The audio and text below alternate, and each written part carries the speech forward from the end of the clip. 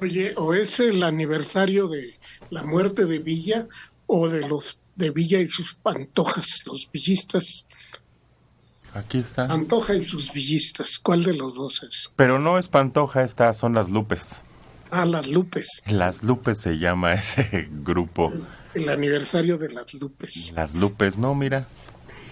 Mensaje: aniversario luctuoso de José Doroteo Arango Arámbula, conocido como Francisco Villa, el Centauro del Norte. Cultura Popular Mexicana, 1878-1923.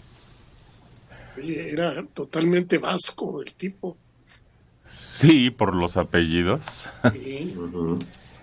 Además, fíjate que estaba oyendo la canción, nunca me había puesto a pensar.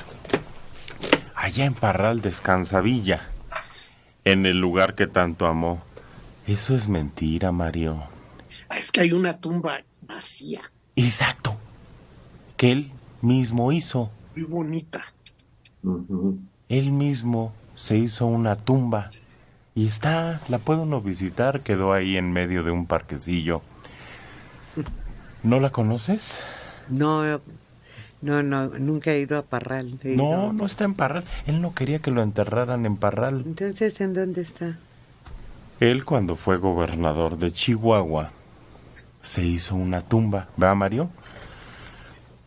Tengo entendido que hay dos tumbas, la buena y la imaginaria, pero ya me pusiste a dudar cuál es cuál. Mira, es que todo es un entuerto. Él, antes de morir, mucho antes, se hizo un mausoleo. Muy bonito, está en Chihuahua, se puede visitar. Y dijo, cuando yo ya no esté en este mundo terrenal, aquí quiero que reposen mis restos. Sus cuernos no lo dejaron. Una vez que lo asesinaron un día como hoy, el mero mero, yo no me acuerdo quién sería el gobernador en aquel entonces, se negó a que lo enterraran ahí. Se negó, alegando donde construyó el mausoleo había sido un panteón y dijo, no se puede enterrar muertos sobre muertos. Y lo mandaron a Parral. No lo dejaron, no dejaron que se llevaran el cuerpo a Chihuahua. Y luego, una vez que estuvo ahí, pues primero le robaron la cabezota. Un general. O se dice, ¿no? Esa es la versión más aceptada. Pues no se sabe. Pero no se sabe. El caso es que parece... Se ha buscado porque hasta han ido al rancho. Corre la leyenda de que este general, al no recibir apoyo, el dinero que quería por la cabeza, la enterró en la entrada de su rancho, allá mismo. Y la han buscado, pero pues ya no existe ni el rancho ni nada. Sería muy difícil rastrear en ese terreno el puro cráneo que dicen que tuvo. Hay un rumor que se la robaron y un club, una especie de sociedad secreta de la Universidad de Harvard, Una secta. que se la llevaron se llama los cráneos y tibias, skulls and bones se llaman, y la tienen, el cráneo, lo tienen ahí debajo de la silla de, del jefe en ese momento de la secta estudiantil harvardiana. Pues me gusta más la versión de este general que por dinero entró y sacó la cabeza. Porque la secta no hay una liga de que ¿para qué? Hay también quien dice que lo querían que para estudiar su cerebro, que porque era Ay, pero yo tenía 3 años, ¿no? que Cerebro, ¿qué cerebro? muy inteligente y no sé qué, nah, no, tampoco. O para un rito, pues, no. Esta del general, yo es la que he escuchado. Queriendo cobrar recompensa. junto con un grupo que lo dejó plantado con la cabeza, y por eso dicen que primero la tuvo en una caja no sé cuánto tiempo debajo de una cama. Guácala. Sí. Los gusanos han de haber andado por toda la recámara. No, pues ya estaba sequecita. Y Sí, ya tenía buen tiempo.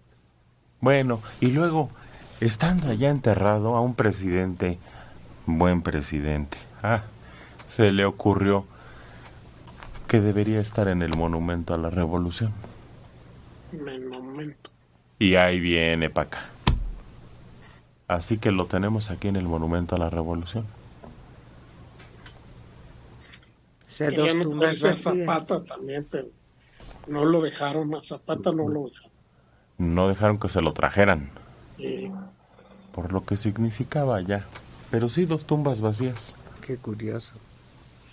Pues sí. Y una leyenda, ¿no? Porque en Villa siempre todo está armado alrededor de la leyenda del mito, de esos grandes sucesos que admiraban a los norteamericanos y que le pusieron desde el centauro, el tigre, el lobo, porque era una figura verdaderamente deliciosa, aunque aterradora para ellos. El gran sentido de solidaridad que tenía con sus hombres, que los seguían a donde fuera, pero también la enorme desconfianza, porque no permitía que ninguno de ellos supiera su destino. Cabalgaba con ellos un tramo grande y lo despedía, y seguía cabalgando solo hasta encontrar a otra persona de su propio grupo de fieles seguidores. Llámese Felipe Ángeles, o llámese Fierro, o llámese de otra forma. Siempre tuvo 2, 3 aliados permanentes, admiración por ellos, pero a su tropa que lo adoraban, siempre la mantuvo en esa diferencia de que no supieran dónde lo podían encontrar, ya que el famoso terror que tenía por lo que costaba ya su vida, lo alejaba de esos grandes espacios para que no lo pudieran cazar. Es que tenía dos leyendas de eso que estás diciendo. Una, decían que era capaz de cabalgar día y noche. Primero se recargaba en un lado y luego en el otro. Y con esa técnica, que era capaz de recorrer distancias larguísimas, larguísimas. Yo no sé si ustedes han montado a caballo, pero cuando uno monta mucho, no te puedes ni bajar. Te quedas todo como sheriff con las piernas chuecas. Es muy difícil, es muy cansón. Y que él había logrado, por su habilidad y tanto tiempo andando en eso, primero, es la habilidad de descansar mientras montaba, además de que siempre traía un mapa. Conocía muy bien esa zona y tenía un mapa perfectamente detallado que dicen que fue el que le ayudó cuando se escondió de los gringos. Eso es. Sabía dónde estaba tal o cual cueva. Y la última leyenda de él sensacional, que de lo que hablas, Agustín, es: se acostaba en un lugar y amanecía en otro. No pernoctaba, no dejaba que lo pudieran sorprender. Era tan hábil este hombre que John Reed decía, sí, no caminaba bien porque siempre estaba a destiempo como si fuera en un caballo, pero era un lobo porque sabía mirar a las personas y sabía moverse en la noche. Despertaba y amanecía en diferentes lugares.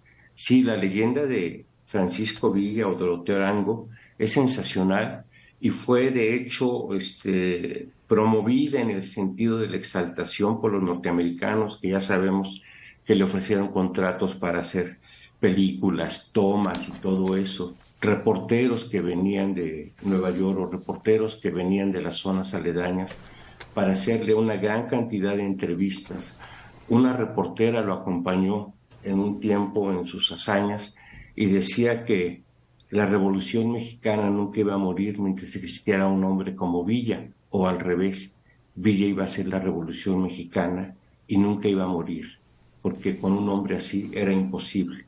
Evidentemente, esta reportera solo conocía las grandes hazañas y los grandes triunfos en un momento dado, porque también está la leyenda negra, la fiesta de las balas y todo lo demás.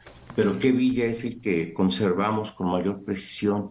El que salva a niños de la Ciudad de México para ofrecerles escuela en Chihuahua, el que funda escuelas en Chihuahua, en su hacienda, el que repudia el alcohol y no soportaba que sus compañeros estuvieran alcoholizados o cometiendo cualquier atropello en la zona donde estaban ellos. Sabemos que él era abstemio, ¿no? No fumaba. Él era un hombre que trataba de mantenerse siempre íntegro.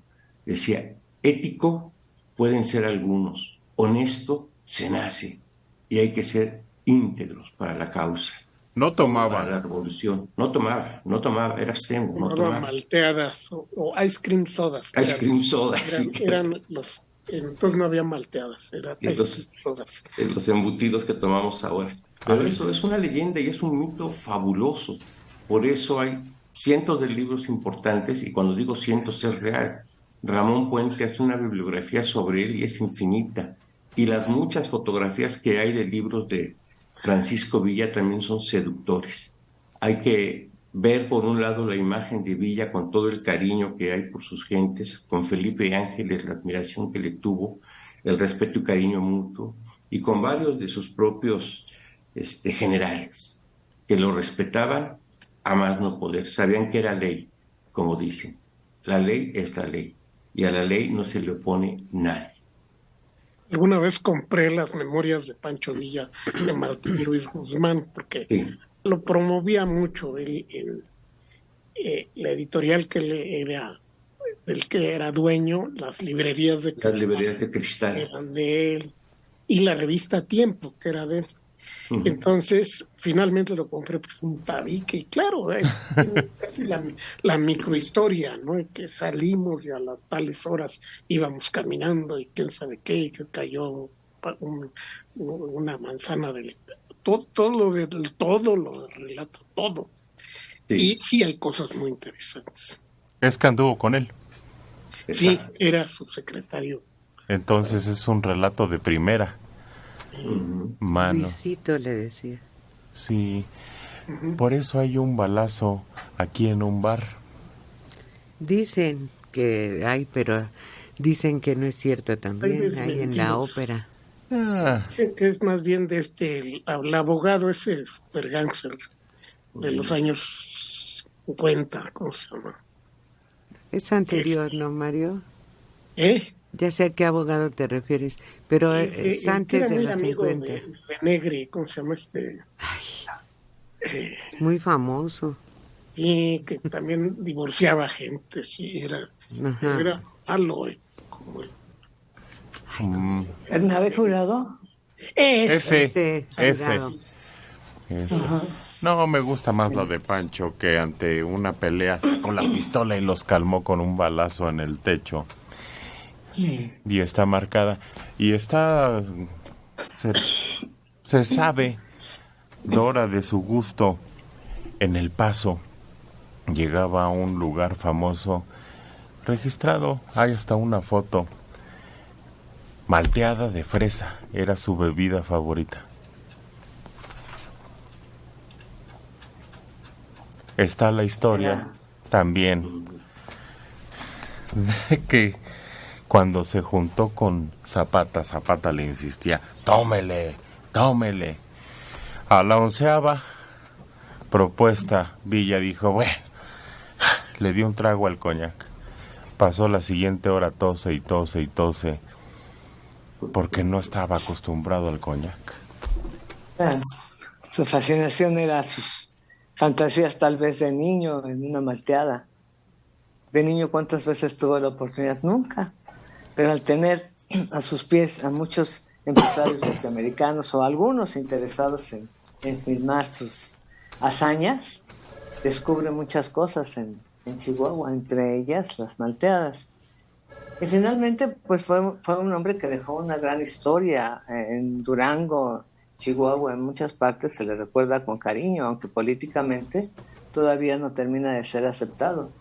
En Durango, por ejemplo, hay un bulevar muy grande que se llama todo el mundo lo conoce como Francisco Villa, pero eso fue recientemente, porque no le querían poner su nombre. Había una gran estatua en su caballo montando frente a la central camionera y la removieron. ¿Cuál caballo? ¿Quién daba la...?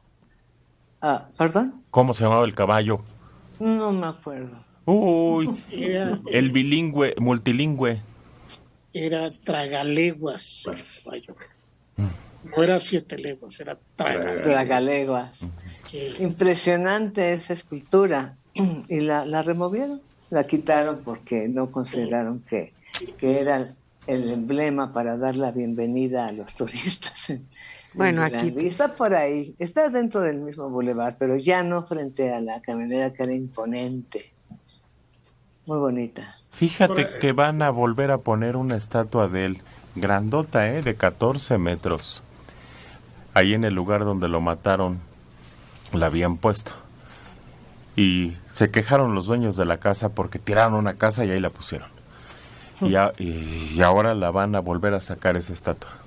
Y aquí también Este no año. quisieron ponerle Pancho Villa a División del Norte. Y la estatua que señalaba esa glorieta la trasladaron al Parque de los Venados y se veía muy bonita en la glorieta, la verdad. esa estatua está basada en una foto, una foto muy buena, él cabalgando. Y esa foto está, como a muchas fotos de la época, está en espejo, está invertida, porque pues, así presionaban el negativo contra el positivo y así se veía al revés. Entonces lleva las riendas del caballo con la mano equivocada.